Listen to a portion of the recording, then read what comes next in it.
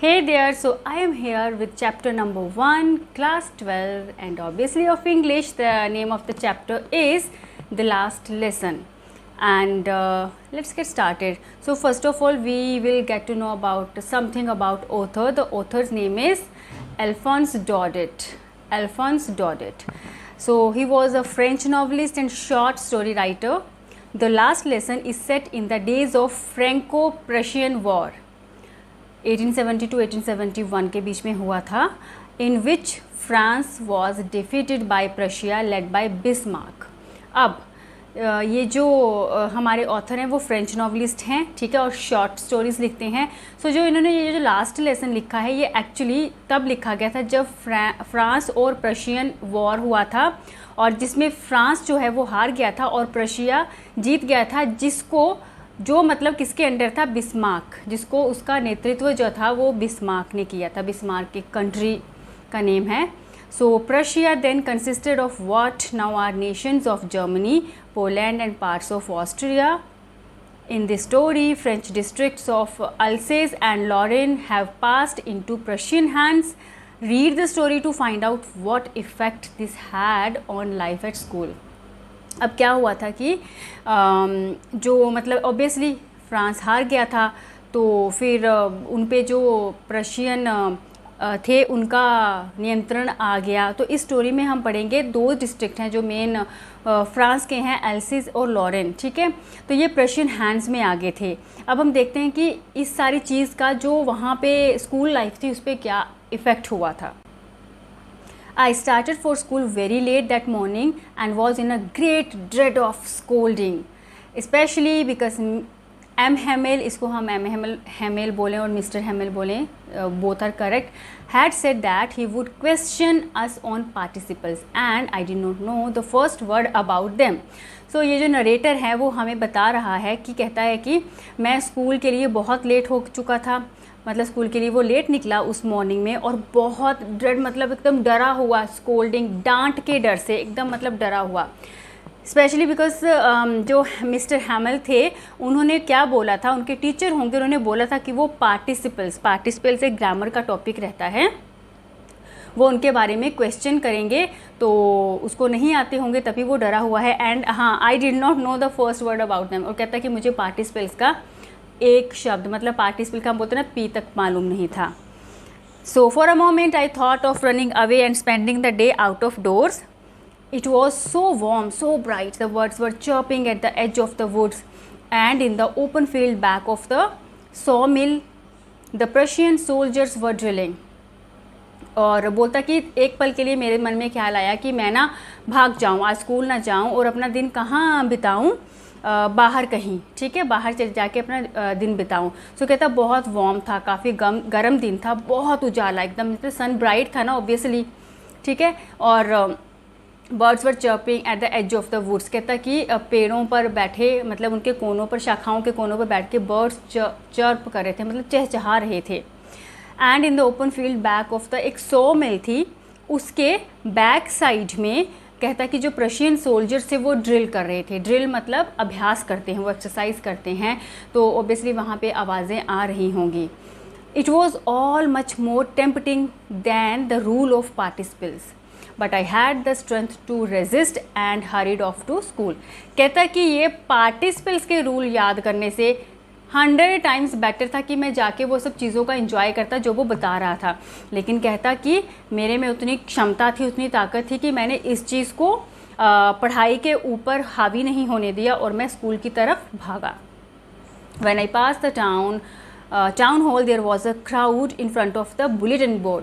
Bulletin board क्या होता है, अब वहाँ पे ना वॉर वाली सिचुएशन थी, तो वहाँ पे बुलेटिन बोर्ड मतलब एक नोटिस बोर्ड था. कहते जब मैं टाउन हॉल के से क्रॉस किया तो देखा कि बुलेटिन हॉल मतलब नोटिस बोर्ड पर ना लोगों की भीड़ लगी हुई थी.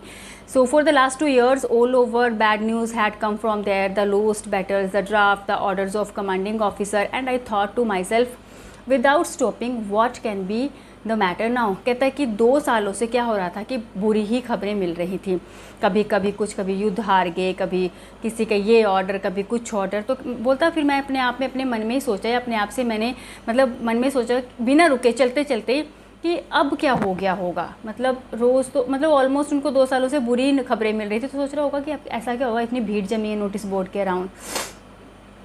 So then as I hurried by as fast as I could go, the blacksmith watcher who was there with his apprentice reading the bulletin called after me, "Don't go so fast, Bob. You'll get to your school in plenty of time."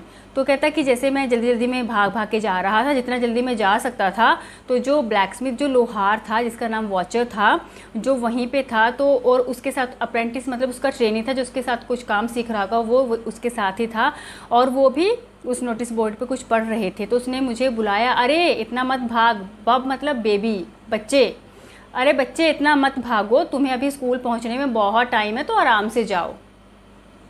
I thought he was making fun of me and reached Mr. Hamill's little garden all out of breath. कहता कि मुझे लगा कि वो मेरा मजाक उड़ा रहा है, क्योंकि उसको पता होगा कि रोज़ ही तो ये लेट होता है, तो इसमें क्या बड़ी बात है. तो उसने थोड़ा सा ऊपर और काउंटिंग कर दी उसको.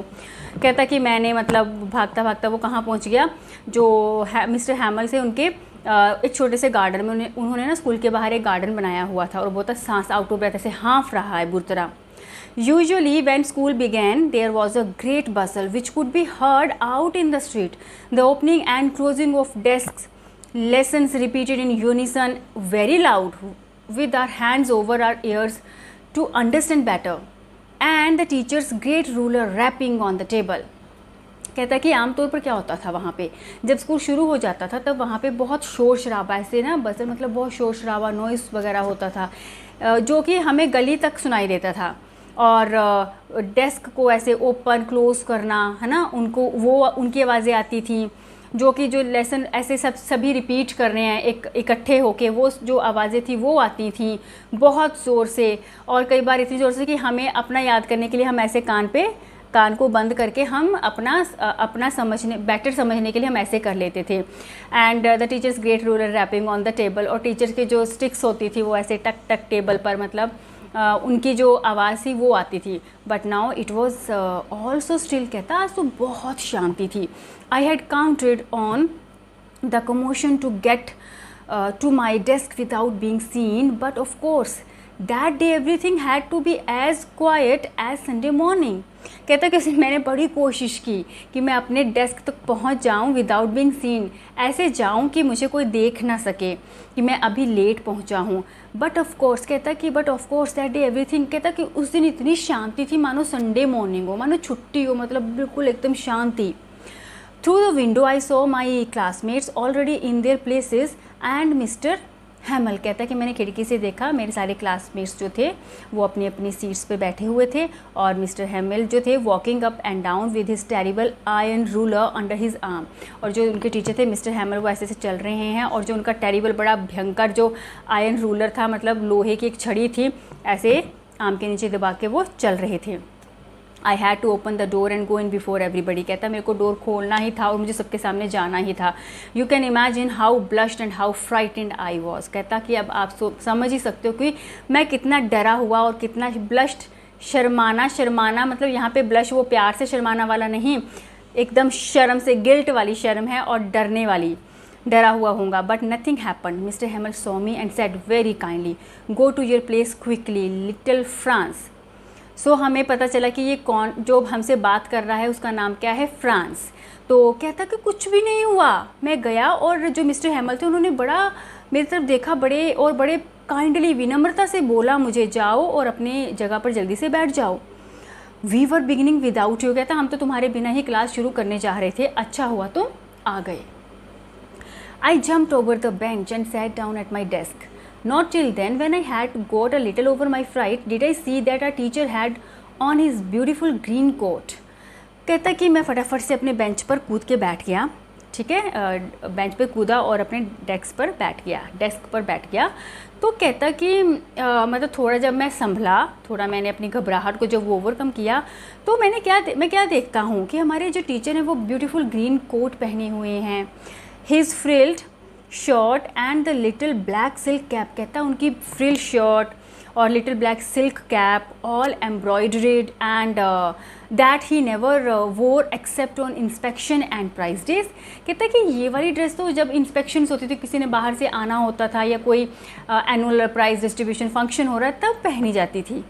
Besides the whole school seem to so strange and solemn. कहता और एक और बात कि इसके अलावा और क्या था कि सारा स्कूल बड़ा अजीब सा और शांत सा, ऐसे स्थिर ठहरा हुआ, मतलब था क्या ऐसा। But the thing that surprise me most was to see on the back benches that were always empty, the village people sitting quietly like ourselves. तो कहता है कि जो ना सबसे ज़्यादा हैरानी की बात थी क्या थी, जो बैक बेंचेस होते थे, पिछले वाले बेंचेस जो ऑलमोस्ट खाली रहते थे, तो कहते उन पर कौन लोग बैठे थे, गांव के लोग, और शांति से। Old hosier with his 3 cornered hat, the former mayor, the former post master and several other besides. कहते ओल्ड होजर अपनी 3 कोने वाली हैट लगा के, और जो हमारे पहले मेयर थे, पोस्ट मास्टर थे, और सारे लोग बैठे थे। एवरीबडी लुक्ड सैड, सभी उदास दिख रहे थे। And Hauser had brought an old primer thumbed at the edges and he held it open on his knees with his great spectacles lying across the pages। अब कहता है कि जो सभी तो दास थे, और जो हॉजर है वो क्या लाया था, ओल्ड प्राइमर, मतलब बेसिक बुक होती थी, जैसे फ्रेंच की जो बेसिक बुक होगी ना, जैसे उसमें आपको फोनेटिक साउंड्स एंड ये सब सिखाया जाता है, वो वाली बुक जो थम्ड एट एजेस से फटी हुई थी, और उसने उसको ऐसे अपने घुटनों पर ऐसे खोल के रखा हुआ था, और अपने बड़े बड़े जो उसके चश्मे थे तो उनको has his great spectacles lying across the pages, मतलब उनसे वो ऐसे अपनी बुक खोलकर पेजेस को पढ़ रहा था। While I was wondering about it all, कहता मैं इन सब के बारे में हैरान ही था। Mister हैमल mounted his chair and in the same grave and gentle tone which he had used to me said, My children, this is the last lesson I shall give you। कहता कि अभी मैं इस सब में हैरान हो ही रहा था कि मिस्टर जो वो हैमल थे, उन्होंने क्या किया, अपनी चेयर के तरफ मतलब बैठते हुए, और उन्होंने मतलब उसी विनम्र स्वभाव से और थोड़े से दुखी भाव से, एक्सट्रीमली दुखी और विनम्र स्वभाव से क्या बोला कि मेरे बच्चों, आज जो मैं ये लेसन आपको दूंगा ये लास्ट लेसन होगा। The order has come from Berlin to teach only German in the schools to Alsace and Lorraine. कहते बर्लिन से, मतलब जर्मनी की जो कैपिटल है बर्लिन, वहाँ से ये ऑर्डर्स आए हैं कि एल्सिस और लॉरेन में अभी से फ्रेंच लैंग्वेज नहीं पढ़ाई जाएगी, सिर्फ जर्मन लैंग्वेज सिखाई जाएगी। The new master comes tomorrow, नया मास्टर जो है, नया टीचर वो कल आ जाएगा। This is your last French lesson, ये आपका लास्ट फ्रेंच लेसन होगा। I want you to be very attentive, तो मैं चाहता हूँ कि आप सब बहुत ध्यान से इसको सुनो। What a thunderclap these words were to me। थंडरक्लैप मतलब बोलता मेरे ऊपर तो जैसे बिजली गिर गई, झटका मतलब 440 वोल्ट का झटका उसको लगा। ओह the wretches, that was what they had put up at the town hall।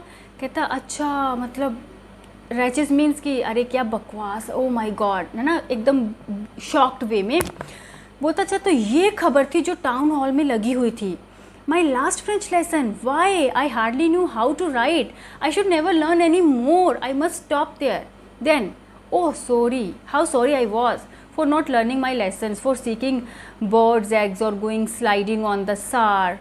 My books that had seemed such a nuisance a while ago, so heavy to carry, my grammar and my history of the saints were old friends now that I couldn't give up. अब उसको बहुत जोर का झटका तो लगा ही था।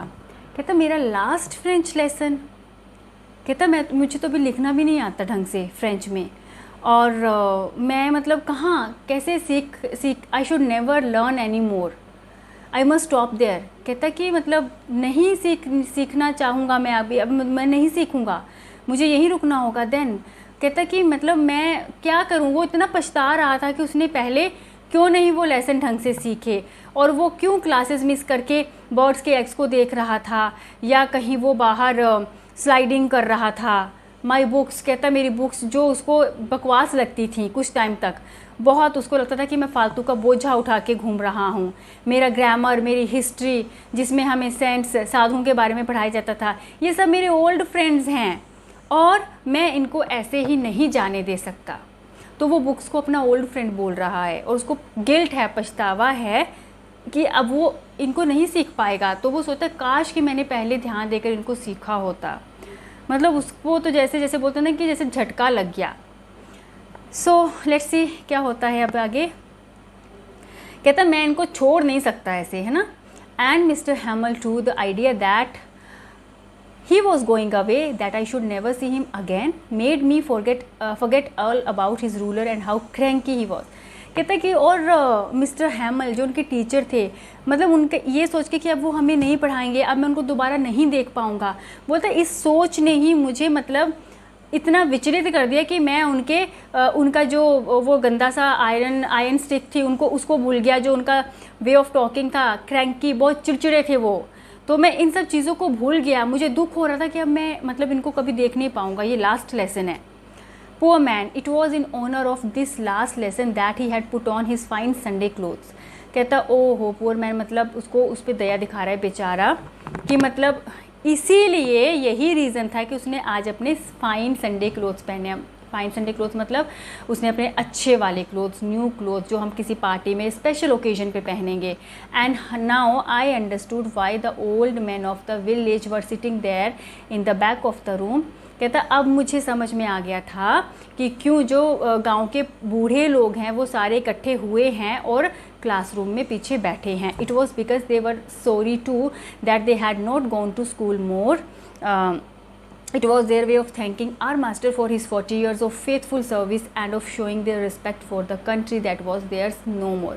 कहता कि उनको भी दुख था कि अब से वो स्कूल नहीं, मतलब ये स्कूल बंद, ये स्कूल जो है यहाँ पे फ्रेंच नहीं पढ़ाई जाएगी, या पहले अगर वो कभी स्कूल नहीं गए तो वो उस चीज़ का भी पछतावा कर रहे हैं। और एक तरह से वो अपने जो ये टीचर हैं मिस्टर हैमल, उनको थैंक्स करने आए थे क्योंकि वो 40 सालों से इस स्कूल में अपनी सर्विसेज दे रहे थे।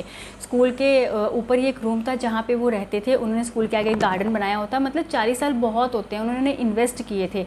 तो सभी लोग उनको as a token of respect इसीलिए वो आए थे क्लासरूम में।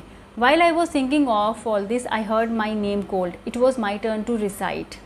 कहता जब ये सब कुछ मेरे दिमाग में चला हुआ था, ऐसे मैं सोच रहा था, तभी मुझे मेरा नाम सुनाई दिया। अभी जो उन्होंने पार्टिसिपेट जो भी टॉपिक दिया था वो सब बच्चे सुना चुके थे और अभी मेरी बारी थी उसको सुनाने की, रिसाइट मतलब सुनाने की।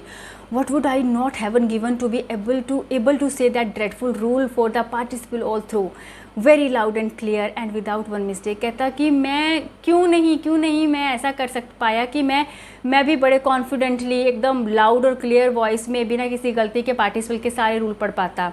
But I got mixed up on the first words and stood there holding on to my desk, my heart beating and not daring to look up. But बोलता ऐसा नहीं हुआ, मैं तो बोलता कुछ ही पहली लाइन में पूरा फंबल हो गया, मैंने वर्ड्स को मिक्स कर दिया और मैं कुछ नहीं बोल पाया। और उसके बाद मैं ऐसे खड़ा हो गया अपने डेस्क को पकड़ के, मेरा दिल ज़ोर ज़ोर से धक धक कर रहा था और मेरे में इतना साहस नहीं था कि मैं ऊपर उठ के अपनी नज़रें उठा के अपने टीचर से आंखें मिला सकूं। I heard mister Hamel say to me, I won't scold you little Franz, you must feel bad enough. उन्होंने क्या बोला कि मैं तुम्हें आज नहीं डांटूंगा क्योंकि तुम्हें खुद बुरा लगेगा कि तुम्हें अपनी नेटिव लैंग्वेज ही नहीं आ पा रही है। See how it is every day we have said to ourselves, I have plenty of time, I learn it tomorrow.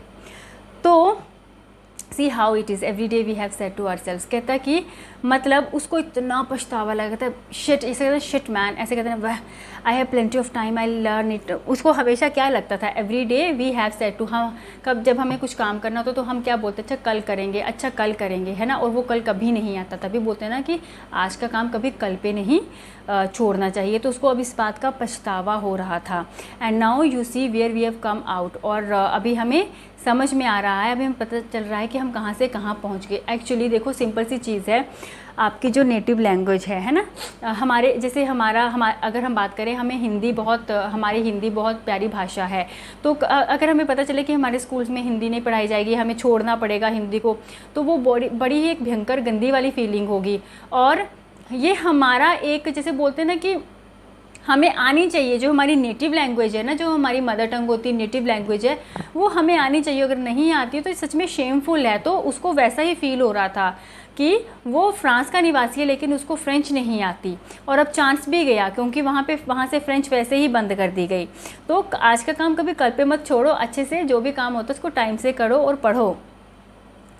So that's a great trouble with else's, she puts of learning till tomorrow. अब जो हैमल है वो बोल रहे हैं कि यही trouble जो उनकी डिस्ट्रिक्ट है पूरे लोगों के साथ है, क्योंकि सारे लोग क्या करते हैं, शी, यहाँ पे एल्सिस जो है डिस्ट्रिक्ट को शी से संबोधित किया गया है। शी मतलब वो जगह का नाम, जगह के लिए बोला गया है यहाँ पे शी। तो कंफ्यूज मत होना कि कौन सी लड़की आ गई। मतलब कहता है कि हमारी डिस्ट्रिक्ट में क्या था कि हमने लर्निंग को टाल दिया था, सीखने को टाल दिया था, कल पर छोड़ दिया था। Now those fellows out there will have the right to say to you how is it, you pretend to be French man and yet you can neither speak no write your own language. अब कहता कि वो लोग, German के लोग तुमसे पूछेंगे, ठीक है, हाउ इज इट, कैसा लगा, और तुम लोग क्या बोलोगे, तुम लोगों को तो मतलब अगर उन्होंने तुमसे कुछ क्वेश्चन भी पूछा तो तुम लोग प्रिटेंड तो ये करोगे कि हम फ्रेंच मैन हैं, लेकिन कैसे फ्रेंच मैन होगे, ना तो लिखना ढंग से आता है फ्रेंच में, ना बोलनी आती है। सो कहते हैं कि तुम लोग तो अपनी ही भाषा ना बोल सकते हो ना लिख सकते हो, but you are not the worst poor little Franz. अभी इसमें वो स्पेसिफिकली इस वक्त वो फ्रांस को जो है वो संबोधित कर रहा था। कहता कि लेकिन तुम ये इसमें गलती, कहता फ्रांस तुम्हारी ही नहीं है अकेली, मतलब तुम ही इस चीज़ में गिल्टी फील मत करो। We have all a great deal to reproach ourselves with. कहता कि हम सब का बहुत रोल है इस सारी प्रोसेस में, हम सबका बहुत बड़ा रोल है। Your parents were not anxious enough to have you learn. कहता तुम्हारे पेरेंट्स को कोई चिंता नहीं थी तुम्हारी कि तुम सीख रहे हो कि नहीं सीख रहे हो। They prefer to put you to work on a farm और at the mill so as to have a little more money. कहता कि उन्होंने तुम्हारे काम को टाल दिया और इससे बेटर उसको पढ़ाई से बजाय समझा जरूरी फार्म पे काम करना या मिल्स पे, जिससे कि थोड़ा और पैसा कमाया जाए। मतलब उन्होंने पढ़ाई से ज़्यादा वैल्यू की पैसे की। And I have been to blame also. कहता मैं भी इस चीज़ के लिए रिस्पॉन्सिबल हूँ, मुझे भी इस चीज़ का ब्लेम देना चाहिए। Have I not often sent you to water my flowers instead of learning your lessons. कहते कि तुम्हें मैंने भी भेजा है कई बार पौधों को पानी देने के लिए, बजाय कि तुम अपनी चैप्टर्स को, अपने लेसन को लर्न करते। And when I wanted to go fishing did I not just give you a holiday. और जब मैं फ़िशिंग के लिए जाता था तो मैंने भी तुम लोगों को छुट्टी कर दी, पढ़ाई की बजाय मैंने तुम लोगों को छुट्टी कर दी और मैं फ़िशिंग के लिए चला गया। Then from one thing to another mister Hamel went on to talk of the French language.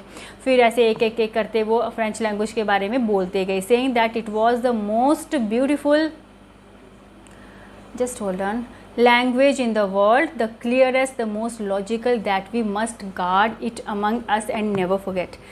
तो वो कहते हैं कि इस दुनिया की सबसे सुंदर भाषा थी, सबसे क्लियरेस्ट, सबसे लॉजिकल, और हमें इसको हमेशा रक्षा करनी चाहिए एंड हमें इसको कभी भूलना नहीं चाहिए। ऑब्वियसली अपनी जो नेटिव लैंग्वेज है वो सबको बहुत अच्छी लगती है, सबको बहुत लॉजिकल लगती है, तो इसी तरह उनको भी फ्रेंच बहुत लॉजिकल और अच्छी लगती थी और बोलते हैं कि हमें इसको प्रोटेक्ट करना चाहिए। Because when the people are enslaved as long as they hold fast to their language it is as if they had the key to their prison. कहते हैं कि जब भी आपका देश कभी भी गुलाम हो, अगर लोगों का होल्ड है, अगर लोगों ने अपनी लैंग्वेज को समझा है, उसको पकड़ के रखा है, उसकी हेल्प से हम लोग किसी भी स्लेवरी से आज़ाद हो सकते हैं। लैंग्वेज एक तरह से स्लेवरी के ताले की चाबी है। तो वो इस तरह से मतलब देशभक्ति, पेट्रियोटिज़म की फीलिंग ऑब्वियसली आ जाती है सब में, ठीक है। Then he open a grammar and read us our lesson. फिर उन्होंने ग्रामर खोला और चैप्टर रीड किया। I was amaze to see how well I understood it. तो फ्रांस जो है वो बड़ा हैरान है आज, क्यों? क्योंकि उसको बहुत अच्छे से वो चीज़ समझ में आ रही है। पहले उसको कभी समझ में नहीं आती थी, लेकिन अभी वो बहुत अच्छे से उस चीज़ को समझ पा रहा है। All he said seemed so easy I think too that I had never listen so carefully. कहता वो जो भी कुछ बता रहे थे वो बहुत ही ईजी था, बहुत ज़्यादा ईजी। रीज़न क्या था उसको कभी समझ नहीं आया, क्योंकि उसने कभी ध्यान से सुना ही नहीं। So and that he had never explained everything with so much patience. और ये भी हो सकता है। कहता कि एक तो मैं ध्यान से सुन रहा था और जिस पेशेंस से, जिस धैर्य से, जिस कॉन्सेंट्रेशन से मिस्टर हैमल आज पढ़ा रहे थे वैसा वो पहले नहीं करते थे। It seemed almost as if the poor man wanted to give us all he knew before going away and to put it all into our heads at one stroke. इससे ये फील हो रहा था कि जो poor man मतलब जो हैमल हैं वो अपनी पूरी जी जान लगा रहे हैं, वो एक ही बारी में हमें सारा ज्ञान दे देना चाहते। After the grammar we had a lesson in writing. कहते ग्रामर के बाद हमारा एक लेसन था जिसमें हमें लिखना था।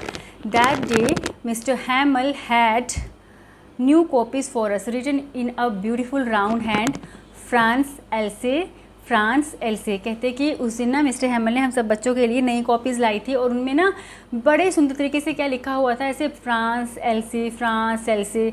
दे looked like little flags floating everywhere in the school room hung from the rod at the top of our desk. कहते कि वो ऐसे लग रहे थे जैसे ना छोटे छोटे फ्लैग्स ना हमारे स्कूल रूम में हर जगह ऐसे फ्लोट कर रहे हैं और वो हमारे डेस्क के टॉप ऑफ जो रोड लगी है उससे भी वो हंग मतलब लटके हुए हैं। You ought to have seen how everyone set to work and how quiet it was।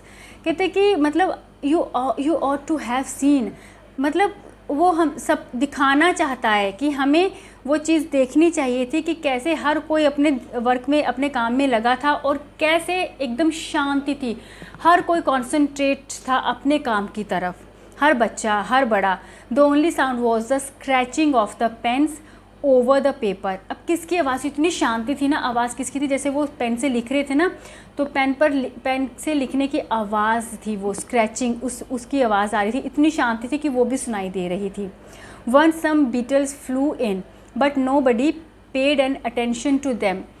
Beetle एक बड़ा सा इंसेक्ट होता है, तो कहता कि कुछ वो भी उड़े, आपको पिक्चर आ रही होगी सामने, लेकिन बोलता किसी ने ध्यान ही नहीं दिया। कोई नहीं तो ऐसे क्लास में कोई टिड्डा आ जाए कुछ तो हम कैसे हाय हाय ऐसे और बच्चे सारा पूरा क्योस कर देते हैं ना, लेकिन कहता किसी ने कोई ध्यान नहीं दिया।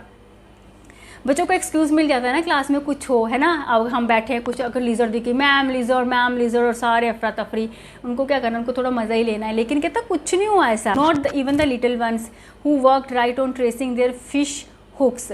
Okay, fine. So, but nobody paid any attention to them, not even the little ones who worked right on tracing their fish hooks। अब ये little ones कौन है, छोटे पिजन्स हैं। तो वहाँ पे पिजन होते हैं ना स्कूल की, वहाँ पे होते होंगे पिजन्स। तो पिजन्स का जो क्लॉ होता है ना, अगर आप देखो तो पिक्चर आपको दिख रही होगी, वो क्लॉ की शेप कैसे होती है, फ़िश हुक्स की जैसे होती है। फ़िश हुक जिससे हम फ़िश पकड़ते हैं तो उसकी क्लोज की कहता जो उसका पंजा होता है ना उसकी शेप भी वैसी होती है। तो कहता जो छोटे छोटे कबूतर थे ना तो उनके पंजे की जो आवाज़ आ रही थी ना दीवार पर कुरेचने की, वो ऐसी आई थी मानो कि वो भी लिख रहे हैं। एक हमारे पेन के चलने की आवाज़ थी और दूसरी उन छोटे छोटे कबूतरों के जो पंजों को खरोचने की आवाज़ थी। As if that was French, मतलब वो भी फ्रेंच ही सीख रहे हैं आज। On the roof the pigeon cooed very low. कहता कि वो जो छत थी ना वहाँ पे, तो वो धीरे धीरे, जैसे पिजन जो गुटरगू करते हैं ना उसको बोलते हैं कू, तो उनकी साउंड आ रही थी बड़ी स्लो सी। I thought to myself will they make them sing in German even the pigeons. तो वो ये देखो बच्चों की इमेजिनेशन कैसी होती है, तो वो बच्चा खुद में क्या सोच रहा है, अच्छा हमें तो वो फ्रेंच सिखाएंगे ज़बरदस्ती, क्या वो इन पिजन्स को भी बोलेंगे कि जो आवाज़ निकालनी है वो आप जर्मन में करो। अब ठीक है, अब देखो ना, अब मतलब कैसे कितना लॉजिक उसने सोचा कि वो कैसे उनको भी सिखाएंगे क्या। So whenever I looked up from my writing, I saw Mr. Hamel sitting motionless in his chair and gazing first at one thing। कहते कि जब भी मैं ऊपर मतलब ऐसे लिखते लिखते ऐसे देख रहा था ना अपने टीचर के पास, तो वो एकदम मतलब बिना कोई हरकत किए ऐसे बैठे हुए थे और अपनी चेयर पे, और ऐसे बस एकटक कहीं पे देखे जा रहे थे किसी एक चीज़ को या किसी दूसरी चीज़ को। As if he wanted to fix in his mind just how everything looked in that little school room. मतलब वो लोग कि वो इतनी गौर से ना जैसे पहले किसी एक चीज़ को फिर दूसरी चीज़ को ऐसे देख रहे थे कि मानो कि वो स्कूल के जो क्लासरूम में जो भी चीज़ें थी ना उनको अपनी आंखों में समा लेना चाहते थे, उन यादों को हमेशा के लिए पक्का कर लेना चाहते थे। Okay, fancy for 40 years he had been there in the same place with his garden outside the window and his class in front of him। कहता कि मतलब सच में ये बड़ा मतलब एक इमोशनल सा मोमेंट है ना कि 40 साल उस इंसान ने एक ही जगह पे रह के बिताए हैं। उसके गार्डन, जो आउटसाइड गार्डन था वहाँ पे, है ना, विंडो के बाहर जो आउटसाइड गार्डन था और उसकी जो क्लास थी उस गार्डन के सामने उसकी क्लास थी, just like that only the desk and benches had been worn smooth. तो वो कहता है कि सारी चीज़ें एज इट इज़ हैं, 40 साल पहले से सारी चीज़ें उसने मेंटेन की हैं एज इट इज़, लेकिन सिर्फ क्या बदला है, जो डेस्क और बेंचेस हैं ना वो पुराने होके घिस घिस के थोड़े स्मूथ हो गए हैं ऊपर से। The walnut trees in the garden were taller, कहता है जो वॉलनट ट्रीज़ थे गार्डन में वो थोड़े से लंबे हो गए हैं। And the hop vine that he had planted himself twined about the windows to the roof. और कहता है जो होप वाइन उसने प्लांट की थी ना वो ऐसे घूम घूम घूम के, मतलब ऐसे फैलती फैलती विंडो से वो छत तक पहुंची है। How it must have broken his heart to leave it all, कहते उसको कितना उसका दिल टूटने वाली बात है कि अभी उसको ये सब छोड़ के जाना होगा, पुअर मैन बेचारा। To hear his sister moving about in the room above packing their trunks for they must leave the country next day. अब देखो वहाँ पे इतनी शांति थी ना कि स्कूल के रूम से ऊपर उनका जो मिस्टर हैमल थे उनका रूम था जहाँ पे वो रहते थे अपनी सिस्टर के साथ। तो वो उनकी जो ऊपर से आवाज़ें आ रही थी उनसे पता चल रहा था कि उनकी सिस्टर जो है वो ट्रंक्स में अपना सामान पैक कर रही है। तो कहता कि उनको कल मतलब कंट्री छोड़ के जाना ही होगा, अब उनका यहाँ पे क्या काम। But he had the courage to hear every lesson to the very last. After the writing we had a lesson in the history, लेकिन बोलता कि but he had the courage, कहता लेकिन वो इतना मतलब इतना पेशेंट था ना, आज भी उसमें वो करेज था कि वो आज भी मतलब उसका लास्ट डे था, लास्ट चैप्टर था, लेकिन फिर भी वो उसको बहुत ही पेशेंस के साथ हर एक लेसन को हर एक बच्चे से सुन रहा था, जल्दी नहीं कर रहा था, बहुत आराम से हर एक बच्चे से वो सुन रहा था। After the writing we had a lesson in history and then the babies chanted their ba be B बो बू। अब ये क्या था, कहता है कि जब हमारा हिस्ट्री का चैप्टर डन हो गया तो बेबीज़ बच्चों ने चैंट करना, मतलब बच्चों ने बोलना शुरू किया बा बे बी। फोनेटिक साउंड्स होती है ना, हम इंग्लिश में पढ़ते हैं ए सेज एह, बी सेज ब, तो सेम कहता है कि वो वाली जो बच्चों ने वो फोनेटिक साउंड्स को चैंट करना, मतलब उनको पढ़ना, उनको रिपीट करना शुरू किया। Down there at the back of the room old Hauser had put on his spectacles and holding his primer in both hands spelled the letters with them. You could see that he too was crying. His voice trembled with emotion and it was so funny to hear him that we all wanted to laugh and cry. अब कहता है कि जैसे वो बच्चे phonetic sounds को repeat कर रहे थे ना, तो कहता है कि पीछे रूम में ना जो ओल्ड हॉजर बैठे थे अपनी बुक लेकर, बेसिक जो फोनेटिक साउंड्स की बुक लेकर, तो अपने स्पेक्टेकल्स अपने चश्मे के साथ और अपनी बुक को ऐसे पकड़ के दोनों हाथों से, और वो भी वैसे ही लेटर्स को स्पेल कर रहे थे बच्चों के साथ। और कहते कि वो मतलब आप उनको देख सकते कि वो रो भी रहे थे, उनकी वॉइस जो थी ना वो इतने इमोशनल थे, इतना उनको रोना आ रहा था कि उनकी वॉइस कांप रही थी। एंड कहते हमारे लिए बहुत फ़नी था उनको ऐसे देखना। तो हमें क्या हो रहा था, मतलब हमें उनको बोलता देखते ना, हमें उनको हंसी आ रही थी लेकिन वो रो रहे थे इसलिए हमें रोना भी आ रहा था। How well I remember it that last lesson, कहता कि मुझे सब कुछ कितना अच्छे से याद है, एक एक बात मुझे याद है। All at once the church clock struck 12, और ये सब चला हुआ था तभी किसने उनको डिस्ट्रैक्ट किया, चर्च क्लॉक ने। 12 बज के तो बेल बजी। देन द एंजलस, और जब चर्च में ना जब 12 बजते हैं ना तो वो एक सॉन्ग गाते हैं उनका ना, क्रिश्चियन का होता है, उसको बोलते हैं Angelus. At the same moment the trumpets of the Prussians returning from drill sounded under our windows. कहता सेम मोमेंट पे क्या था, जो पर्शियन थे वो ड्रिल से वापस आ रहे थे, तो बड़ी आवाज़ें ना जैसे कुछ वो ड्रम्स वगैरह बजाते हैं, तो हमारी विंडो के नीचे से वो आवाज़ें भी आ रही थी। Mister हैमल stood up very pail in his chair, I never saw him look so tall. कहते कि वो खड़ा हुआ और पीले पड़ गए थे, मतलब बहुत इतने इमोशनल थे, पीले पड़ गए थे अपनी चेयर पे खड़े हुए। और कहते मैंने उनको इतना मतलब वो ऐसे खड़े हुए तो मुझे वो बहुत लंबे ऐसे कभी लगे नहीं। My friend said he I but something choked him, he could not go on. उन्होंने मेरे माई फ्रेंड्स मेरे दोस्तों आई मैं बट जैसे बोलते इतने इमोशनल थे ना, जैसे हम बहुत हमें रोना आया होता तो हम बोलते ना गला भर आया, आवाज़ नहीं निकलती मुँह से, तो वो उनसे नहीं बोला जा रहा था। Then he turned to the blackboard, took a piece of chalk and bearing on with all his might, he wrote as large as he could. कहते फिर वो ब्लैकबोर्ड की तरफ मुड़ गए, उन्होंने चौक ली और अपनी पूरी ताकत इकट्ठी करके उन्होंने लिखना शुरू किया, जितना बड़ा वो लिख सकते थे। वी विल लॉ फ्रांस, ठीक है, we we will love France, we will love France, sorry we will love France. तो ये फ्रेंच में उन्होंने लिखा वी विल लव फ्रांस। इसका क्या मतलब था? लॉन्ग लिव फ्रांस, कि फ्रांस अमर रहे, जिंदाबाद जैसे बोलते हैं ना। Then he stopped and leaned his head against the wall and without a word he made a gesture to us with his hand. कहते वो रुके और ऐसे दीवार के साथ लगे, लीन मतलब दीवार के साथ ऐसे झुक गए, अपना हेड जो था वो दीवार के साथ अगेंस्ट, उसके अगेंस्ट लगा लिया एंड बिना किसी वर्ड के उन्होंने एक जेस्चर किया अपने हाथ से ऐसे करके कि school is dismissed, you may go, dismissed you may go. कहते कि बस स्कूल ख़त्म हुआ, अब आप लोग जा सकते हो। तो इस इमोशनल नोट पे ये वाला चैप्टर जो है आपका ख़त्म होता है। और इसमें दिखाया गया है, एक्चुअली इसमें क्या दिखाया गया है कि जब आपको स्लेव बनना पड़ता है, जब आपके देश पर कोई और लोग रूल करते हैं तो कैसी फीलिंग होती है। अब देखो, अपने ही कंट्री में रहकर आपको अपनी ही लैंग्वेज नहीं सिखाई जाएगी, आपको दूसरों की लैंग्वेज सीखनी पड़ेगी। आप उसका प्रोटेस्ट नहीं कर सकते, आप कुछ नहीं कर सकते, आपको सीखना पड़ेगा। सडनली वो जो जैसे वो 40 साल से वो वहाँ पे रह रहा है, एक वहाँ का उसका उस चीज़ से नाता जुड़ गया है, अब उसको वहाँ से जाना पड़ेगा।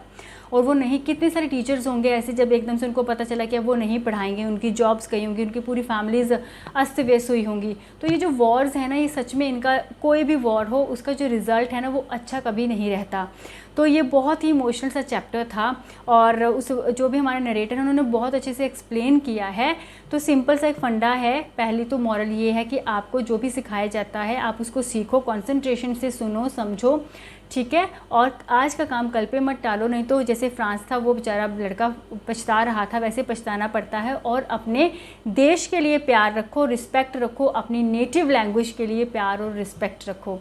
सो I'll see you in the next video with difficult words, their meanings and pronunciation. Till then, take care, bye-bye and happy learning.